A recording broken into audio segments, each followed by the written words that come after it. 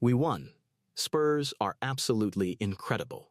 The Spurs won Game 7 on the road against the Thunder, returning to the finals for the first time in 12 years. Wemban, in his very first playoff run, led the team all the way to the finals, something even Tim Duncan never accomplished in franchise history. At the start of the season, a veteran Spurs fan told me the Spurs weren't ready to compete yet. The rookies still needed to level up. Wemban wasn't at full power. No need for a big trade. He was right about the second part. The Spurs didn't make a big trade and still knocked off the defending champions. But he was dead wrong about the first part.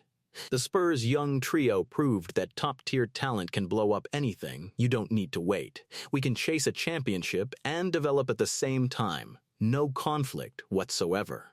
This series was very much written off for the Spurs. Before the Western Conference Finals started, their odds were -260 versus +210, for the Thunder being heavy favorites. And even in Game 7, knowing Jalen Williams and Mitchell couldn't play, the Thunder were still slight favorites. But the Spurs pulled off the massive upset, took down the odds, and won Game 7. This Western Conference Finals had some referee drama, but it was still an extremely high-level conference finals. Both teams' players and coaches went at each other, showed everything they had, and delivered 7 games of basketball greatness for the fans. So let's grade the key figures of this series. Mitchell and Jalen Williams only played 3 games due to injury, so they won't be included. The Spurs didn't really have a guy who dragged them down, but the Thunder absolutely did, and that's Dort. Some people say Chet dragged them, but Chet was actually fine.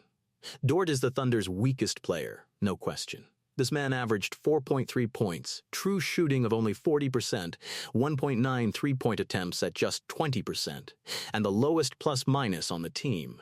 When he's on the court, the Spurs just freely left him open and let him heave shots. He loves pulling up for mid-range jumpers and made the Thunder's life completely miserable. Because he's the Thunder's veteran elder statesman, Daigneault had no choice but to start him, and he still had to play 20 minutes a night. Over 7 games, he cost the Thunder a total of 63 points, while the Thunder only lost by a combined 26 points total across all 7 games. This guy is absolutely the biggest problem on that roster. Also worth mentioning in this tier is Tony Brothers. The 2 games he officiated were the most controversial of the series, and at his advanced age, his missed and wrong calls were simply non-stop.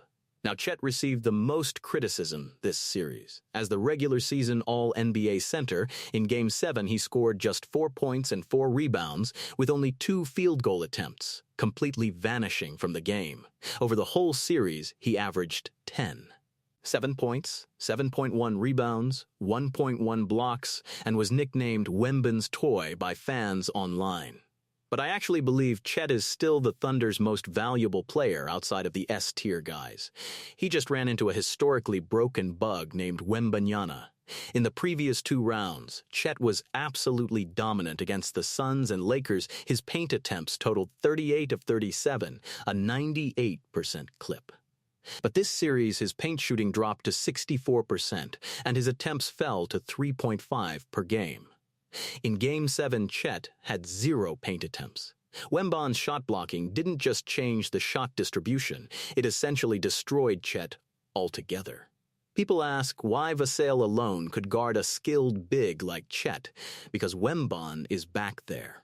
With him inside, there's no driving the lane on a mismatch. Chet can only settle for mid-range, but that's not his main offensive weapon. It's Wemban's presence that made the whole Vassell on Chet matchup work and also killed Chet's 3-point production, dropping him from 38% in previous rounds down to just 27% this series. Chet was basically neutralized by Wemban. Saying Chet isn't good is less accurate than saying Wemban is too good. He's a unicorn. On this planet, Wemban is just a unicorn from another planet entirely. Fox played through injury in 5 games, averaging 11 points and 6.2 assists with 42.4% true, shooting nothing spectacular.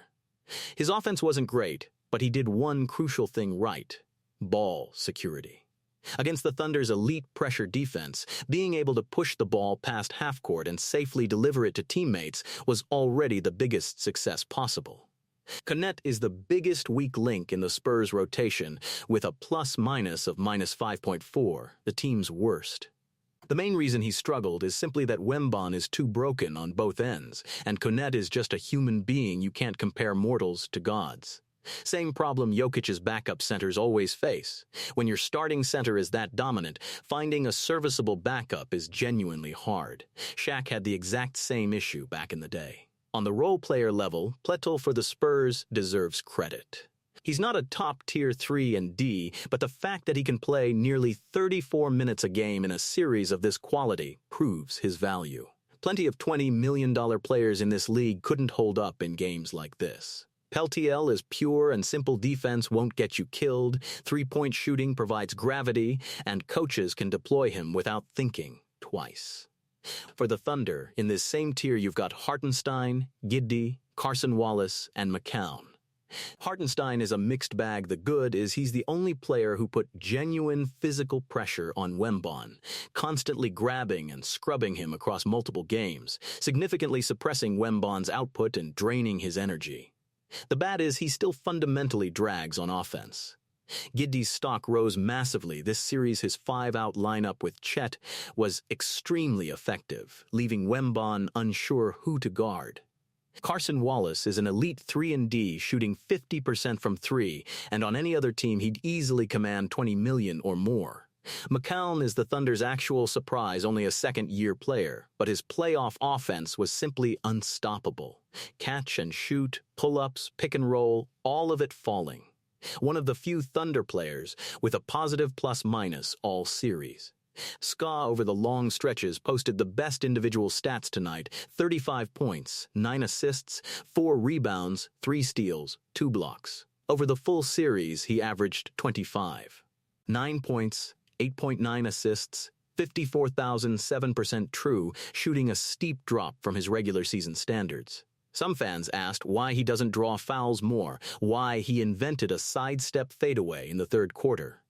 Because Skra simply cannot sustain one style of play indefinitely. He can top lock and force shots for stretches, but his core strength, explosiveness, and stamina don't support doing it for entire games and an entire series.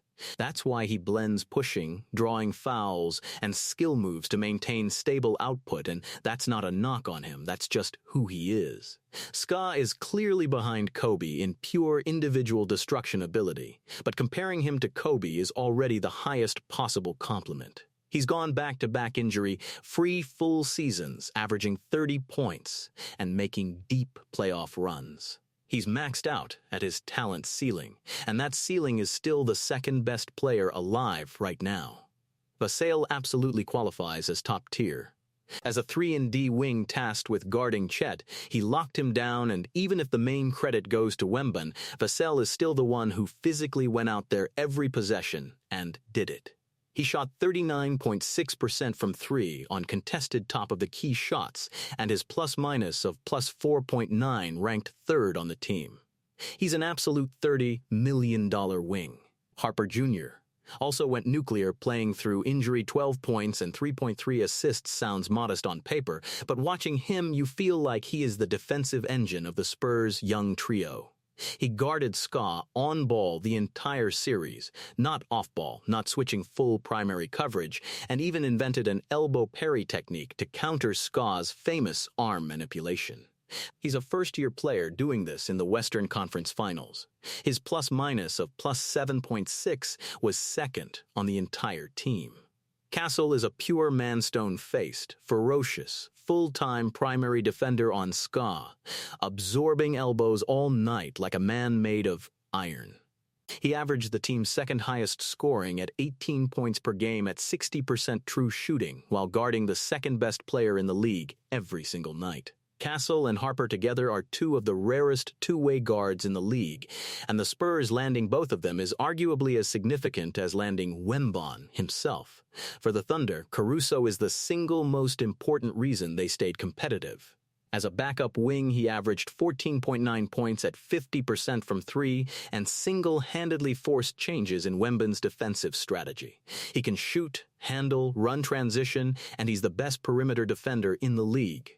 After Game 5, his level was genuinely incomprehensible. Thankfully, he came back to earth in the last 2 games, because if he'd been that sharp one more night, the Spurs would have been done. And then there is Wembanyana, the only true god. In a grinding defensive series, he averaged 27. 3 points, 10-9 rebounds, 3.1 assists, 2,007 blocks, 1.4 steals, with a true shooting percentage of 62.2%. His plus-minus of plus 8.9 was the highest on both teams by a massive margin. Wemban completely changed the Thunder's offensive DNA. Their paint attempt rate dropped from 31.3% in the regular season down to 22.7% in this series. Their paint shooting fell from 65% to 54.4%.